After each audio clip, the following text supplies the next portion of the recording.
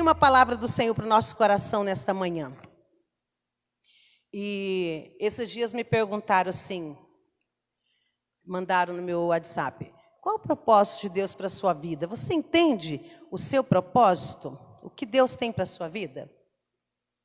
Pense aí um pouquinho. Deixa eu ver se eu acho aqui o que eu respondi para a pessoa. Quero ler para você. Vai pensando, o que você entende? Qual o propósito de Deus para a sua vida?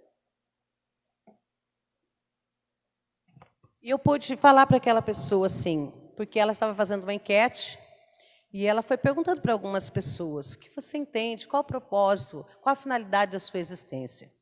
E foi tão assim, de supetão, eu já respondi na hora, porque ela estava fazendo uma enquete, ela é uma psicóloga amiga. Eu falei, olha, eu entendo que o meu propósito, primeiro, eu sou filha amada de Deus.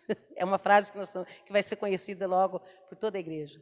E que o meu propósito, o propósito de Deus para a minha vida é ser imagem e semelhança de Deus.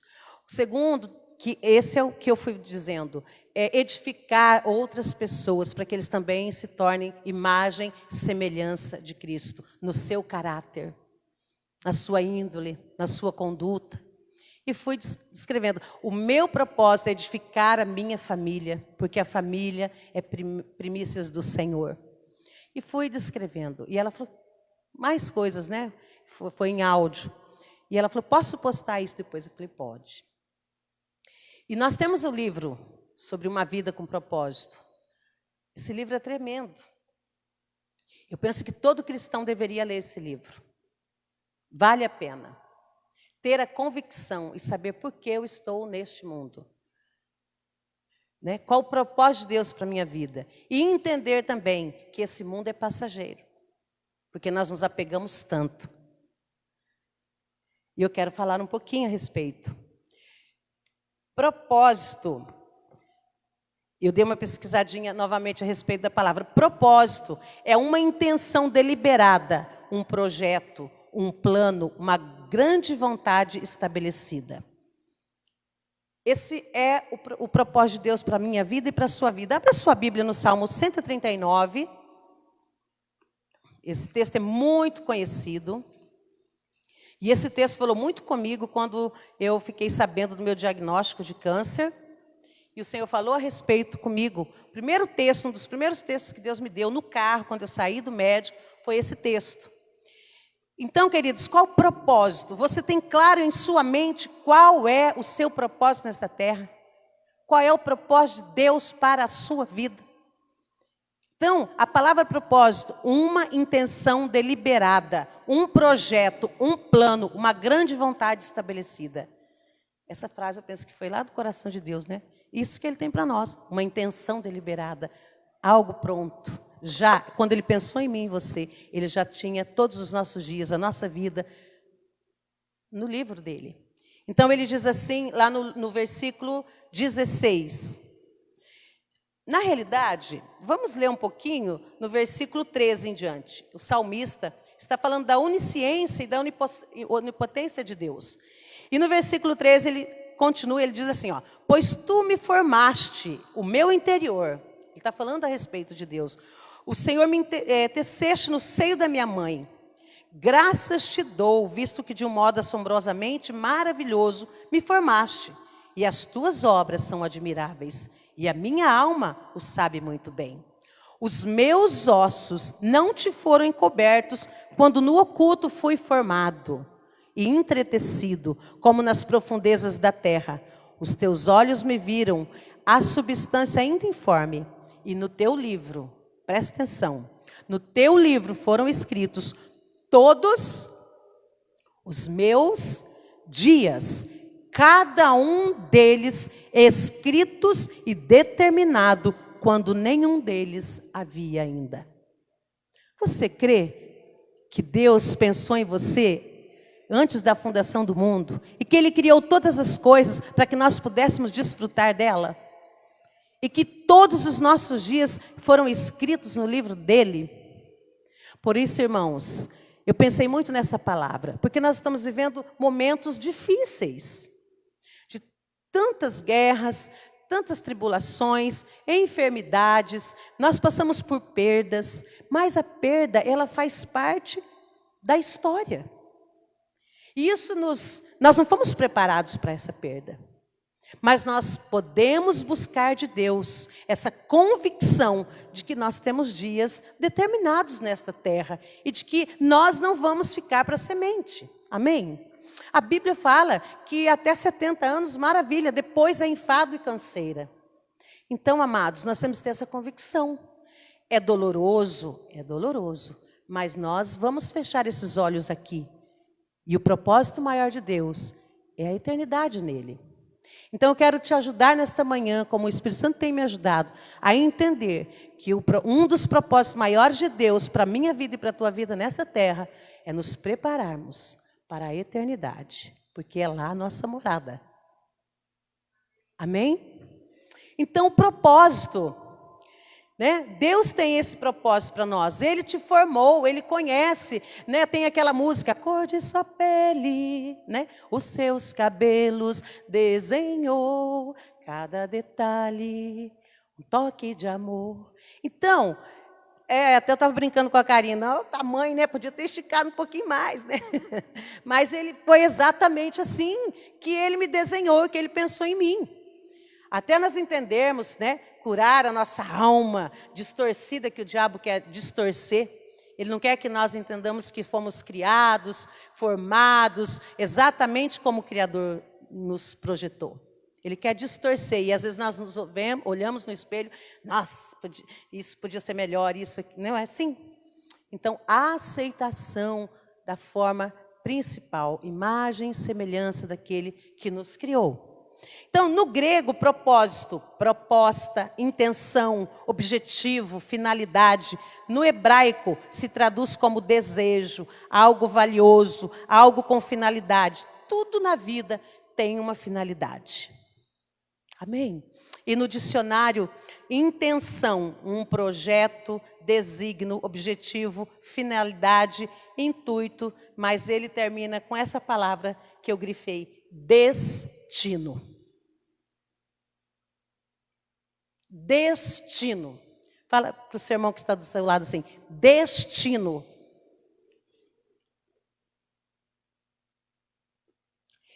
Se o Senhor te recolher hoje, qual é o seu destino?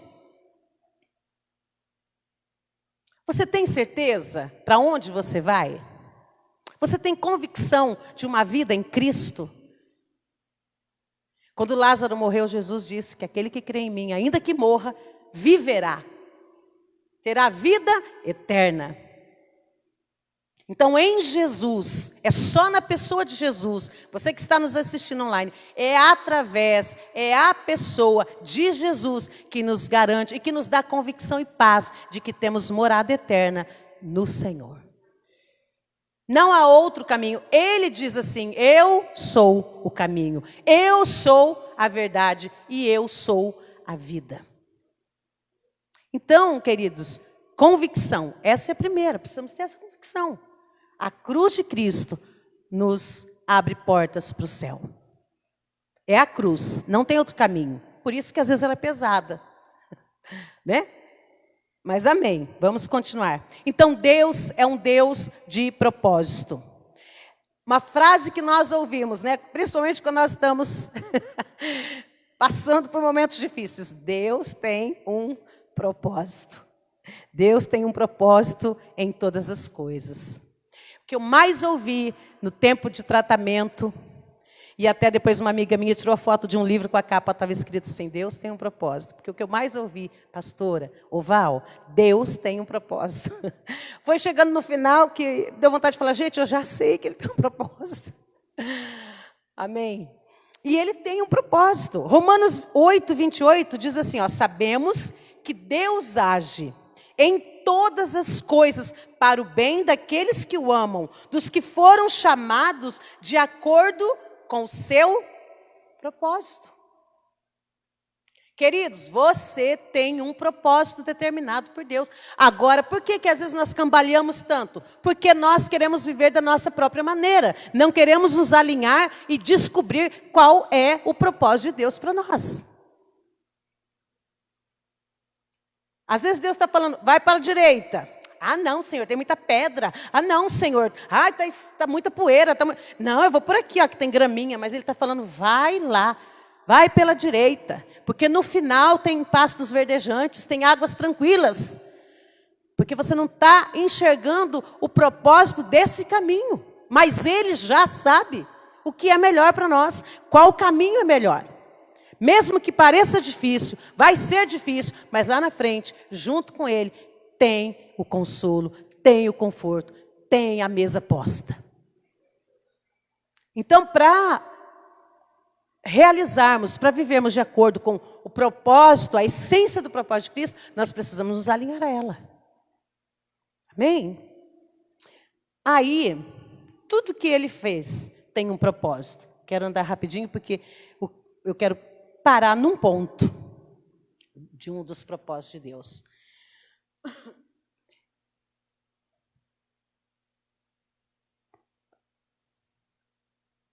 Quando Deus apresenta seu propósito para as nossas vidas, Ele está fazendo uma proposta. Quantas vezes os profetas chegavam para as pessoas, escolhe hoje a vida ou a morte, a bênção ou a maldição, sempre Deus traz a proposta. A escolha depende de mim e de você. Então, quando Deus apresenta o seu propósito para as nossas vidas, Ele está fazendo uma proposta, nos dando a oportunidade de vivermos segundo o desafio dEle. Se sua vida está nas mãos de Deus, o que deve prevalecer é o propósito dEle e não o seu. Agora, quando nós alinhamos, nós temos sonhos, não temos? Nós vamos colocar os nossos sonhos diante de Deus. E se esses sonhos se encaixam com o melhor de Deus para nossas vidas, com certeza nós vamos realizá-los. Por isso precisamos saber quais são os propósitos de Deus. Eu fiz uma listinha de uns 5, que são vários. Mas qual é o desejo de Deus para nós? Porque eu fui criado. Primeiro, nós já lemos, nós somos planejados para agradar a Deus. Você foi formado para fazer parte da família de Deus. Por isso que em Jesus nós somos cordeiros de Deus. Nós nos tornamos filhos na pessoa de Jesus. Eu preciso passar pela cruz. Eu preciso passar pelo Filho. Amém? Você foi criado para se tornar semelhante a Cristo. Ah, pastora, mas como assim? O olho, o rosto, não, semelhante aos atributos de Deus, ao caráter de Deus, sermos pequenos cristos nessa terra. Você foi moldado para servir a Deus. Tudo que nós fazemos, a Bíblia fala, tudo que tiver à mão, as suas mãos, faça como para o Senhor, porque tudo é para Ele. Como foi dito aqui pelo pastor sobre louvor, adoração, a nossa vida é um estilo de adoração. Tem que ser um estilo de adoração. Estamos tentando, né, irmãos? Estamos aí, suando para que seja. Mas esse é o importante, é o teu foco, é o teu objetivo. Você foi feito para uma missão. Já quando eu coloquei esse tópico, eu lembrei do pastor Eduardo, porque ele é muito apto para falar sobre a nossa missão. Do id, do pregar, do alcançar nações, né? Do servir, alcançar vidas. E você foi criado para ser eterno. Você foi criado para a eternidade. E eu quero parar nesse ponto com você. Uma vez que fui feito para ser eterno, uma perguntinha para nós meditarmos. Qual é hoje a única ou talvez tenhamos mais coisas que eu deveria parar de fazer? Ou qual a única coisa que eu deveria começar a fazer? Se eu fui criado para a eternidade, é um tempo nessa vida que nós temos, como a Bíblia diz. A nossa vida é como a flor da erva, que vem o vento, ela seca, aí ela murcha e ela cai. É rapidinho. Então, nós precisamos atentar o que a Bíblia diz a respeito de nós. E ela nos compara à flor da erva, que é rápido a nossa vida. Irmãos, olha como nós estamos vivendo, é rápido. Parece que foi ontem domingo, hoje já é domingo, amanhã é segunda, rapidinho chegou outro domingo.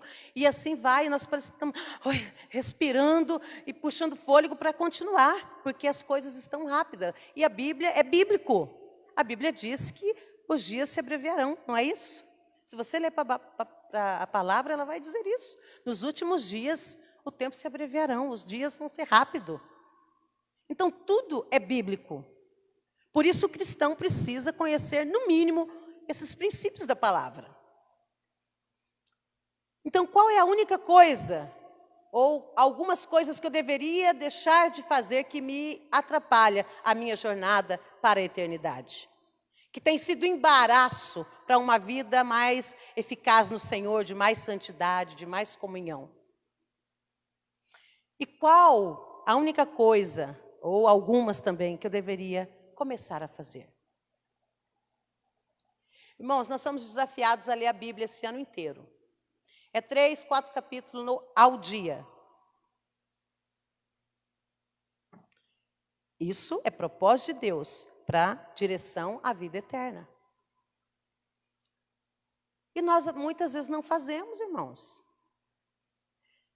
É ler 4 capítulos da palavra de Deus que edifica, que nos ensina a história, que nos tem palavras proféticas, que mostra o coração duro do homem e que precisa do agir de Deus. 4, 3, 5 capítulos por dia. É uma coisa que nós deveremos começar a fazer, se não fazemos ainda. Então, você não pode ter tido um bom começo na sua vida, mas você pode mudar o final. Deus te dá essa graça para você ter um excelente final e uma vida eterna nele. Amém? Deus é um Deus de amor. Ele é acolhedor. A Bíblia diz que Ele amou o mundo. O desejo de Deus é que todos sejam salvos. Mas nós precisamos orar, irmãos, para que a dura cerviz, para que a dureza do coração, para que essa resistência à palavra, que nós sabemos que o Deus desse século tem cegado o entendimento, para que as pessoas não entendam o amor real de Deus a nosso respeito. Então nós precisamos orar. É uma das coisas que nós precisamos pôr em prática. Nós temos como igreja um grupo online das 6 às 7 da manhã. É desafiado você a entrar lá 5 minutos, 10 minutos, para orar, concordar com as orações que têm sido feitas lá.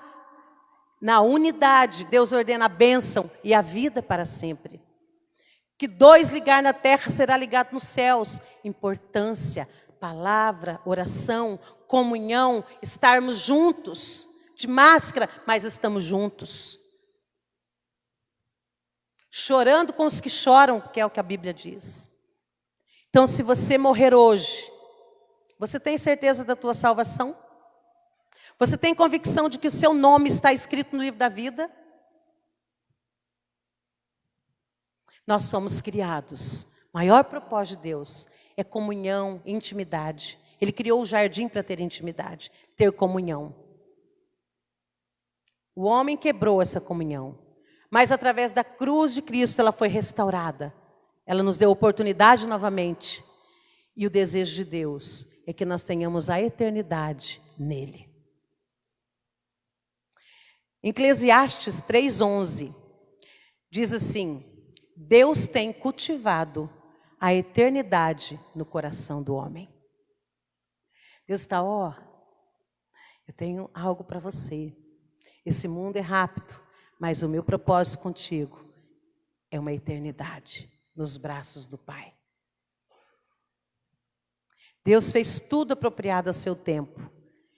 E Ele pôs no nosso coração esse anseio. Tem uma frase de Abraham Lincoln que eu gosto muito, que ele diz assim, olha, Deus certamente não teria criado um ser como o homem, para que este existisse somente por um dia. Ou por 70 anos, ou por 50, ou por 20. Não, ele fala. O homem foi feito foi criado para a imortalidade. Que lindo, irmãos. Essa carne pode perecer, mas o nosso espírito, ele vai para o Senhor. Porque foi Ele que soprou em nós. E nós vamos ter uma eternidade nele. Por isso que eu falo, muitas vezes, até lá em casa, não vale a pena trocar essa eternidade por nada neste mundo. Porque tudo deste mundo, a Bíblia diz, vai passar. Mas as palavras, as promessas e a eternidade, não. Quantos, né? Nós temos aqui exemplos. Quantos estão vencendo as drogas, o álcool, o adultério, a idolatria? Tantas coisas estão vencendo porque o Espírito do Senhor tem vindo sobre nós e nos dado essa vitória. E nós temos tido essa convicção de que isso não vale a pena. Não vale a pena, irmãos, trocar nossa eternidade por nada neste mundo. Nada que queira competir com a glória de Deus, com os princípios de Deus. Não vale a pena, jovem. Não vale a pena.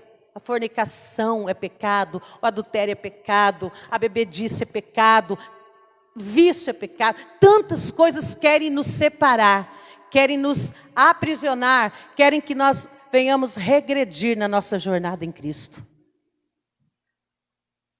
Mas o Senhor diz assim que o alvo que Ele tem proposto para nós é a eternidade.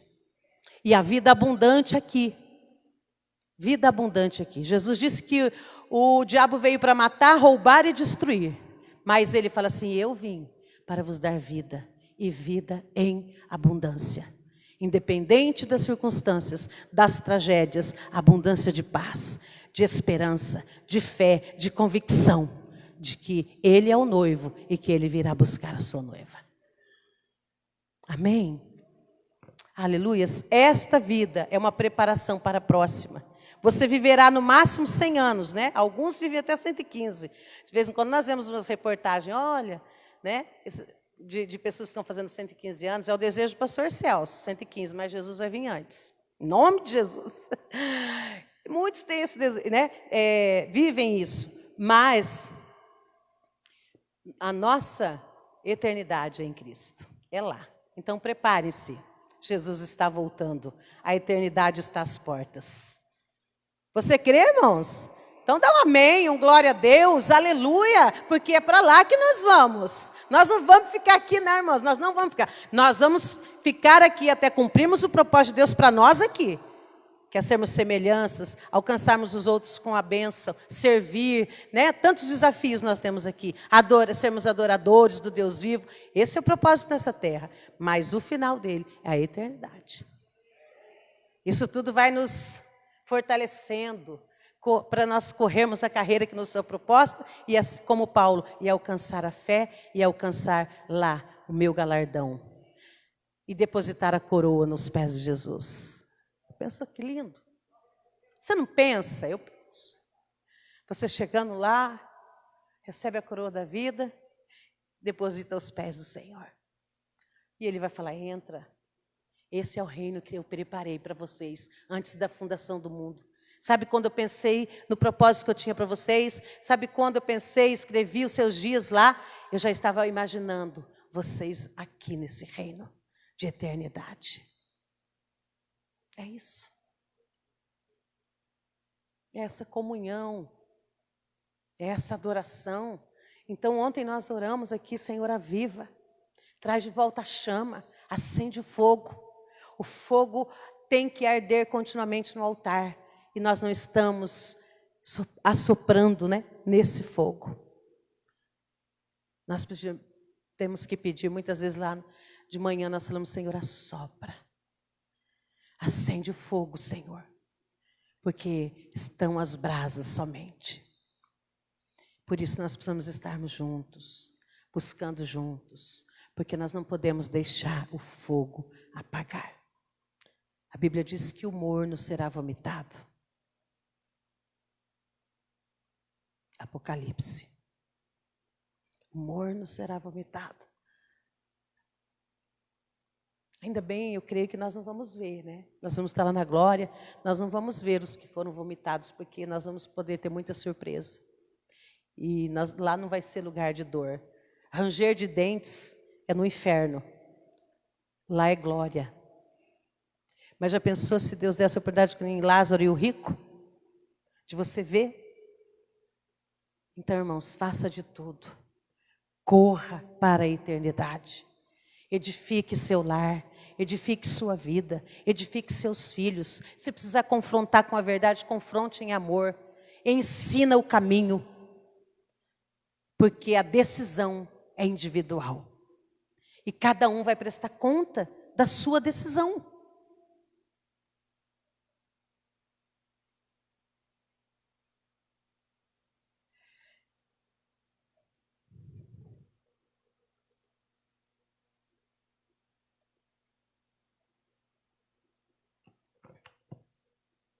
Então, para nós que cremos em Jesus, a morte não é um fim trágico, embora doloroso, porque é separação. Mas é pelo contrário, a admissão à vida eterna abundante e a comunhão com Deus. É difícil, né, irmãos? Eu já perdi pai, eu já perdi avô, já perdi padrasto, eu já perdi, né, avó, tantas pessoas muito próximas. É doloroso esse momento. Precisamos viver o luto, sentir a dor, amém? E o Espírito Santo vai nos consolar, vai nos curar. Mas nós precisamos entender isso, que essa morte aqui na terra é a nossa admissão, é a porta de entrar para a vida eterna. A não ser que sejamos arrebatados, que estejamos aqui quando a trombeta tocar, porque a Bíblia diz que o noivo vai vir. Ele vai vir buscar a sua noiva, vai tocar a trombeta, vamos subir. Eu gostaria de estar nesse dia, mas subir rápido. Eu tenho uma pastora amiga minha que fala, nem que for chamuscada lá, mas eu quero chegar, né? Não quero nem chamuscada. Se for para estarmos nesse dia do arrebatamento, que glorioso, mas que possamos estar como aquelas virgens, não as nécias, mas as prudentes, com azeite na botija, com os ouvidos atentos à trombeta. E imagina o noivo descendo, né? Imagina nós subindo, irmãos, coisa maravilhosa. Sabe que nós precisamos ver mais filmes sobre arrebatamento. Tem um que eu vi esses dias, Nicolas Cage, uma coisa assim. E a esposa, ela se converte, ela começa a falar de Jesus, e ele começa a arrumar uma amante, e a filha não vai quase para casa porque a mãe quer falar de Jesus. Aí tem um filho adolescente, mas resumindo, chegou o dia, e ele é piloto de avião, ele e o seu copiloto. E a menina vem, pega o irmãozinho e vai passear no shopping. Não sei quantos já viram esse filme. Se não viu, veja. E quando, de repente, dá um estrondo, ela está abraçada com o irmão, cai a roupa no chão, no shopping. Aí vocês já imaginam a situação que fica o caos para quem ficou, e as mães chorando por causa dos bebês, e o copiloto dele foi arrebatado, uma comissária de bordo foi arrebatada, e ele começa a lembrar do que a mulher falava. E ele fala assim para outra comissária de bordo, procure as coisas dele, o que tem lá? Procure. Aí um encontra versículo, o da outra encontra um crucifixo vazio, e ele então atenta. E essa filha corre para a casa dela, naquele atropelo, naquela confusão, né? E já acontece o povo saqueando as lojas. E, resumindo, quando ela chega na casa dela, não tinha ninguém. E ela ouve o barulho do chuveiro. E ela chega lá, a correntinha da mãe estava caída na banheira. E é muito lindo o filme. Então nós precisamos começar a falar um pouco mais, irmãos, da vinda de Jesus. Nós precisamos ter mais essa consciência de que aqui é só um tempo. É um propósito determinado pelo Senhor. Amém? Então, queridos, para quem crê em Jesus, a morte não é um fim trágico, mas é a admissão para a vida eterna. Embora doloroso, porque é a separação, dói. Nós queremos, né? Não queremos, mas dói. Mas nós precisamos entender que a carreira daquela pessoa terminou. E que bom que fizemos parte da vida dela. O corpo que é semeado é perecível, mas ressuscita imperecível. Amém? Então, em 1 Coríntios 15, 42, viverá, refere-se à ressurreição, né? Nunca morrerá. Significa que o crente terá um corpo novo, imortal, incorruptível. Lá em 1 Coríntios fala a respeito disso. Nosso corpo terreno é apenas uma residência temporária do Espírito. A Bíblia chama o nosso corpo terreno de temporária habitação. Nós somos o templo do Espírito Santo. Mas refere-se ao nosso corpo futuro como casa. 2 Coríntios 5:1 diz assim: sabemos que se a nossa temporária habitação terrena em que vivemos for destruída, temos da parte de Deus um edifício, uma casa eterna nos céus, não construída por mãos humanas, mas construída por suas próprias mãos. Somos criados para a eternidade. Você pode dizer isso para quem está do seu lado? Você foi criado para a eternidade. Se a vida terrena oferece muitas opções, a eternidade nos oferece duas. Você sabe me dizer quais? Duas. A eternidade tem duas opções para você e para mim. Isso diz a Bíblia: o céu ou o Hades, ou o inferno, como nós sabemos. Algumas pessoas não acreditam no inferno, mas se você olhar a palavra, você vai ver que ele existe. Então, seu relacionamento com Deus na terra, o meu relacionamento com Deus na terra, determinará o nosso relacionamento para a eternidade. Essa vida é uma preparação para a eternidade, amém? Quando você vive à luz da eternidade, seus valores mudam. Suas prioridades mudam. Porque nós sabemos que o que é prioridade para nós é porque é muito importante para nós, né? Aquilo que você prioriza é porque você tem como muito importante para você.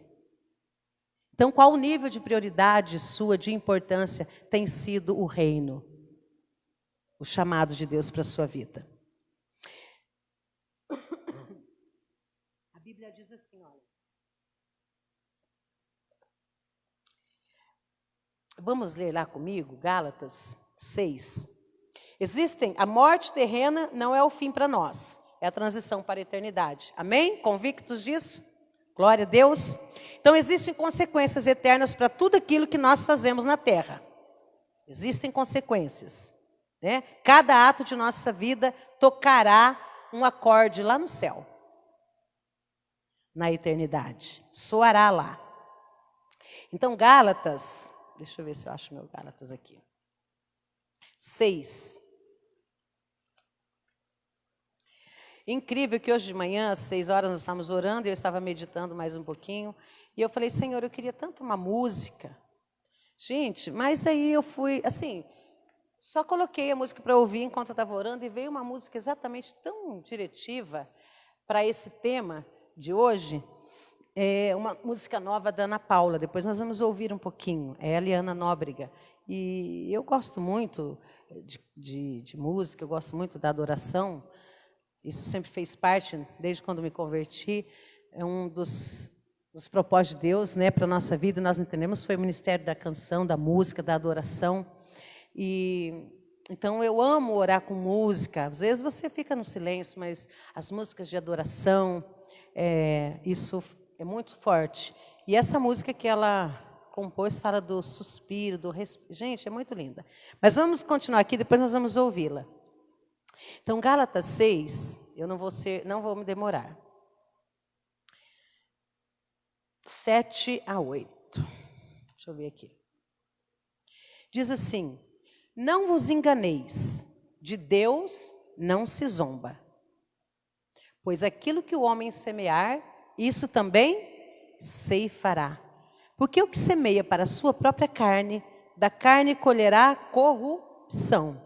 Mas o que semeia para o Espírito, do Espírito colherá o quê, irmãos? O que diz a sua Bíblia? Não.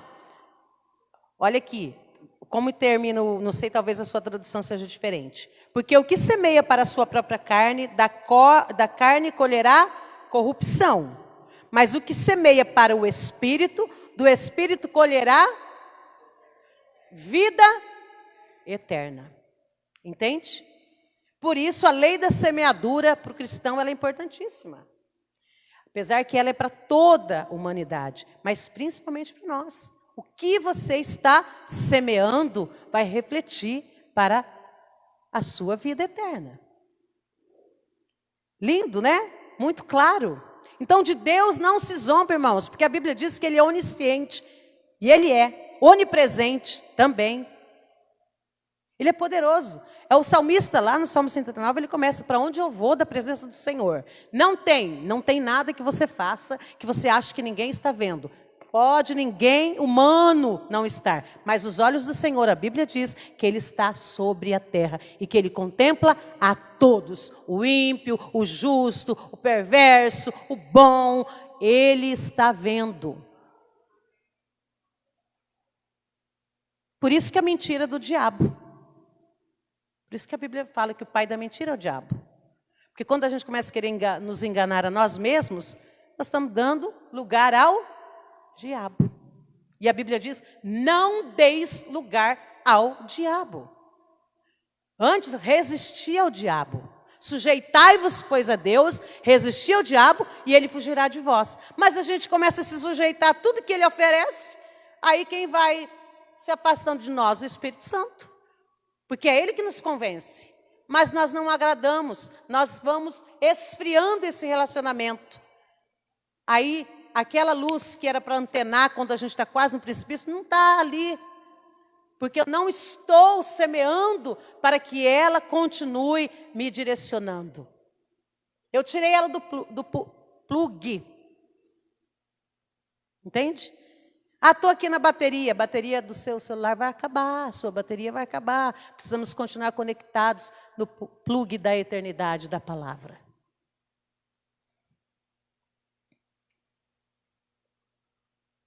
Como será a eternidade com Deus? Nossa mente não tem, né? Por mais que a Bíblia descreve, né, tanta coisa, mas a nossa mente não tem capacitação para isso, capacidade para imaginar, né? Como vai ser? Pensamos, sonhamos, mas 1 Coríntios 2,9 fala assim, como está escrito, olho nenhum viu, ouvido nenhum ouviu. Olha que lindo. Mente nenhuma imaginou o que Deus preparou para aqueles que o amam. Está em 1 Coríntios 2,9. Olho nenhum viu, ouvido nenhum ouviu, mente nenhuma imaginou o que Deus preparou para aqueles que o amam. Então nós devemos pensar mais a respeito da eternidade. E não menos. Mais. Devemos nos preparar para a eternidade. Nós temos lá o exemplo daquelas virgens, né? 10 virgens, 10 noivas aguardando o noivo. 5 estavam preparadas, 5 não. Aí quando elas ouviram um barulho, não, e dá o seu azeite para mim, né? Rapidamente falando. As nécias queriam que as prudentes que tinham suas vasilhas cheias dividissem com elas o óleo. Isso é uma das coisas que nós não podemos dividir. Esse óleo da intimidade não tem jeito. Esse reservatório é seu. E é você que vai mantê-lo. Não vai depender de outro. Amém? Então não tinha como. Elas falaram, como? Se eu te der do meu azeite, aí vai faltar para mim. Aí minha lamparina vai apagar, e como é que eu faço? Corram e vão comprar. O que elas estavam dizendo? Corram, vai buscar o Senhor, vai orar, meu filho, né? Vai se render, vai matar a sua carne, vai viver uma vida no Espírito, vai vencer, corre. Mas não deu tempo. Quando elas foram, o noivo veio. Posso te falar uma coisa? Ainda tem tempo para nós. Ainda dá tempo, irmãos. Ainda dá tempo. Pegue um livro para ler. Busca o Senhor. Ore com alguém. Isso edifica. Porque nós não sabemos se Ele vai vir daqui um piscar de olhos, ou se nós vamos fechar esses olhos daqui um piscar de olhos. A Bíblia nos adverte a estarmos preparados, pelo menos nos esforçando. Amém? Glória a Deus. Aleluias. É isso, a vida é descrita como uma neblina, um sopro, um fio de fumaça, extremamente breve. A vida terrena é comparada a isso, a uma habitação temporária, um país estrangeiro. Estamos de passagem. Aqui não é o nosso lar permanente, nem nosso destino final. Nossa identidade está no lar eterno e a nossa pátria é o céu. Amém? A nossa pátria é o céu. Tem uma ilustração, vai preparando a canção, Gabriel. Tem uma ilustração de um missionário, talvez eu já tenha falado aqui, e ele ficou muito tempo fora do país servindo. E quando ele volta num navio, ao qual o presidente está voltando com ele, naquele navio. Claro que lá naquela classe, né, chiquérrima do presidente.